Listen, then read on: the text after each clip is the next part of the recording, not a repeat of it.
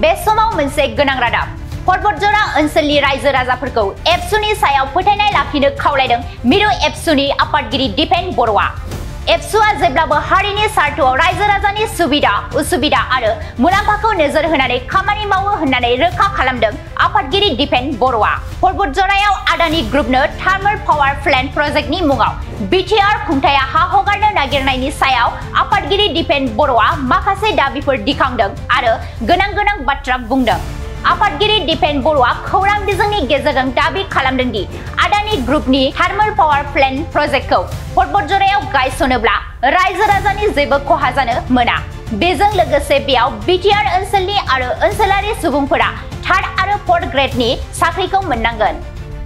बेजों लोगोसेनो बे प्रजेक्टआव गोनां जानाय मेन पावार एबा रिसोर्सनि थाखाय ओनसोलनि एबा रायजो राजाफोरखौ गिबिसिन गोनांथि होथारनांगोन होननानै दाबि खालामदों। मख'नो गोनांदि पर्बतजरायाव आदानि ग्रुपनो थार्मेल पावार प्लान्ट प्रजेक्टनि मुङाव बिटिआर खुंथाया हा हगारनो नागिरनायनि सायाव दासान्दि ओनसोलनि माखासे दैदेनगिरि रायजो राजाफोरनि हेंथा सोमावसारनाय सोलिबाय थादों। बेखौ नोजोर बोनानै जायगानि दैदेनगिरि गामिनि गावबुरा रायजो राजा आरो ओनसोलनि हारि माहारिफोरजों खौसेयै सावरायलायोब्ला मोनसे मोजां राहा ओंखारगोन होननानै बुंदों दिपेन बर'आ।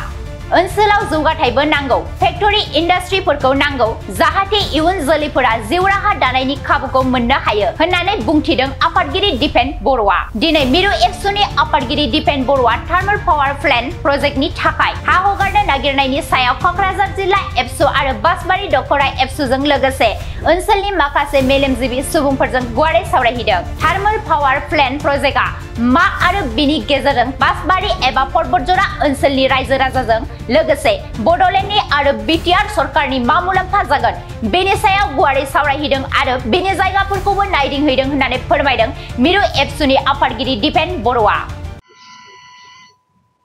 थांनाय दान मोनसेनि बे गेजेराव बासबारिनि नैबे जोंनि दख'रा आनसलिक एबसु अफिसनि खोलाहा आरो सोनाबहा थानाय आरो मोनसेया जाबाय साहा आरो सोनाबहा थानाय मोननै पार्ट दङ, बेयाव मोननै ब्लक। दा बे खोलाहा आरो सोनाबहा थानाय बे ओनसोलखौ लानानै थार्मेल माने पावार प्लान्ट बा बेयाव पावार प्रजेक्ट इनस्टलेशननि मोनसे सार्भे लकेल सार्कोल अफिसनिफ्राय आरो फरेस्ट डिपार्टमेन्टनिफ्राय बे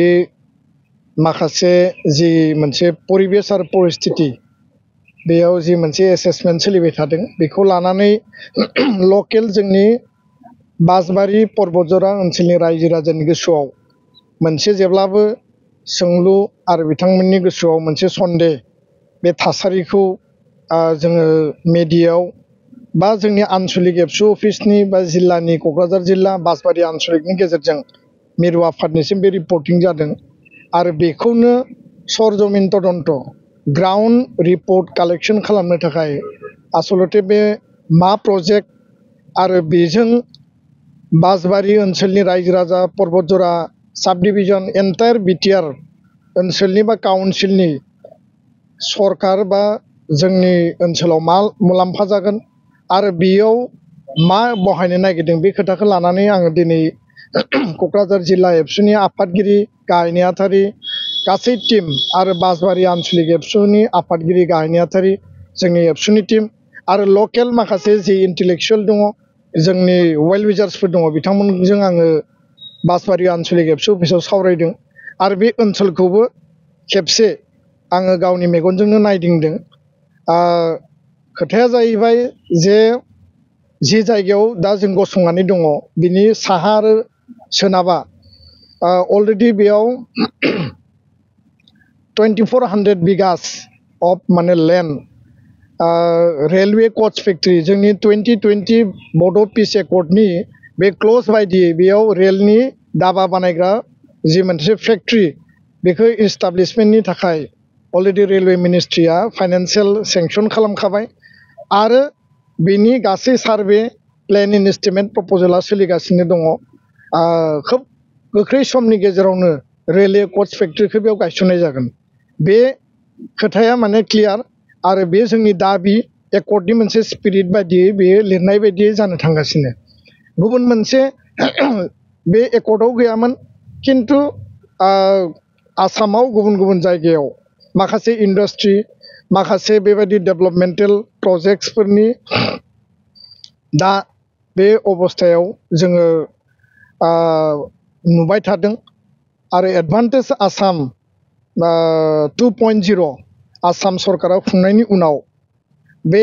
एडभान्टेज आसामाव जायफोर इनभेस्टर्सफोर फैदों जायफोर इन्डास्ट्रियेलिस्टफोर फैदों एन्टायार आसामनि बबे बबे एरियायाव बबे बबे लेन्ड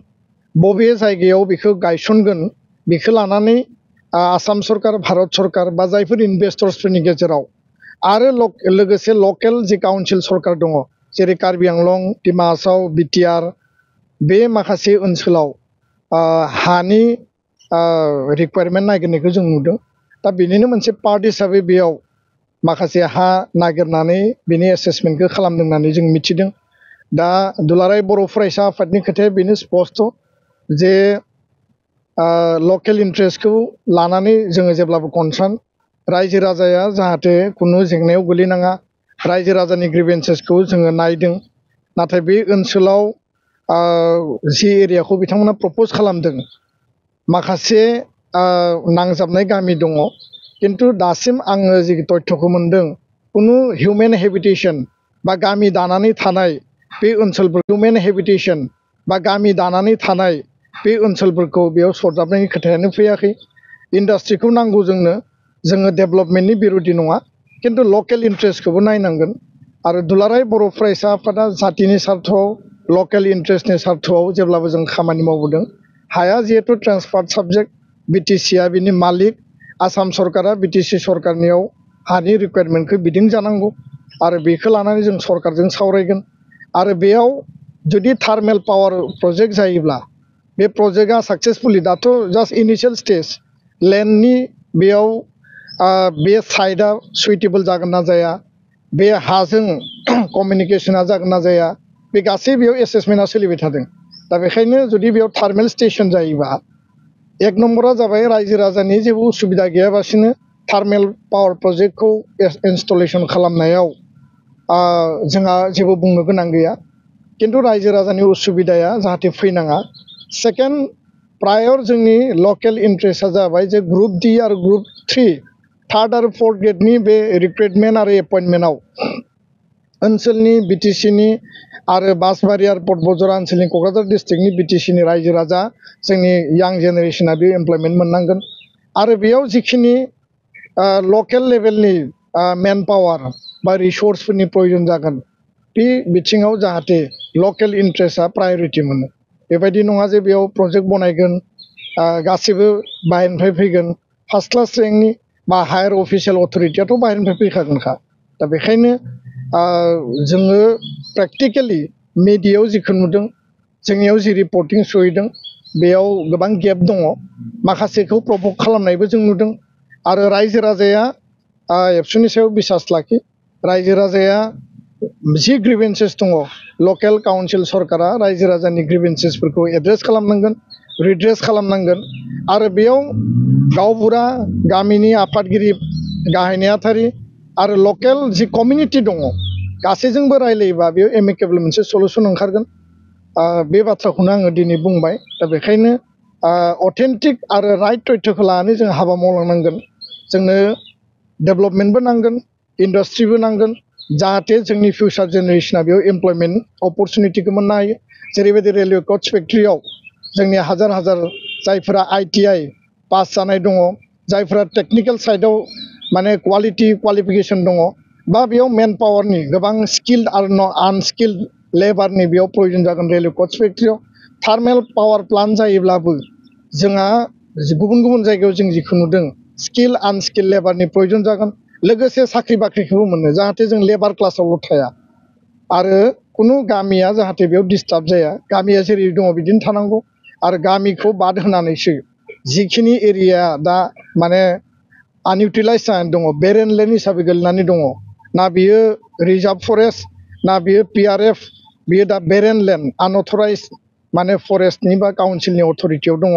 आरो बे ओनसोलाव थानाय रायजो राजाफोरनियावबो कुनु हानि डकुमेन्टस गैया दा रायजो राजानि डकुमेन्टेसन बिथांमोननि हानि लिगेल अथ'रिटिखौ रायजो राजाया मोननांगौ जोङो काउन्सिलखौ खावलायगोन बेयो फरेस्टनि दारैनो जा रेभिनिउनि दारैनो जा रायजो राजाया बिनि अथ'रिटिखौ मोननांगौ आरो बेयाव थार्मेल पावार प्रजेक्टखौ बानायनो थांनायाव बिटिआर काउन्सिला रेभिनिउ जेनेरेसन लकेल इन्ट्रेस्टआव एमप्लयमेन्टनि जेनेरेसन आरो लकेलनि सार्थ'आ जाहाथे जायो गासैखौबो नायनानै जोङो फिउचारखौ मोनसे मोजां सेपआव लांनांगोन आरो फिउचारखौ दानांगोन बेखिनि खोथाखौनो बुंबाय आं गोजोन्थों এটা ভাল ঘোষণা বঙাইগাঁও মেডিটেক এলাইট হেল্থ ইনষ্টিটিউটৰ 2025 আৰু 26 বছৰৰ DMLT laboratory technician X-ray and imaging technician ECG technician pharmacy assistant dental hygienist emergency technician আৰু নাৰ্ছিং কেয়াৰ এছিষ্টেণ্ট কোৰ্চৰ নাম ভৰ্তি কৰাটো এতিয়া চলি আছে নাম ভৰ্তি কৰাৰ বিষয়ৰ বাবে জানিবলৈ ব্যক্তিসকলে 9395558676 নম্বৰত যোগাযোগ কৰিব পাৰিব मोनसे गोजोनथाव फोसावथाय बङाइगाव मेडिटेक एलाइट हेल्थ इन्स्टिट्यूटआव इंराजि बोसोर 2025-26 मायथाइनि थाखाय DMLT laboratory technician X-ray and imaging technician ECG technician pharmacy assistant dental hygienist emergency technician आरो नार्सिं केयार एसिस्टेंट कोर्सनि मुं थिसननाया सोलिगासिनो दङ मुं थिसननायनि सोमोन्दै सुलाद लानो थाखाय 9395558676 नाम्बाराव फोनांजाब खालामनो हागोन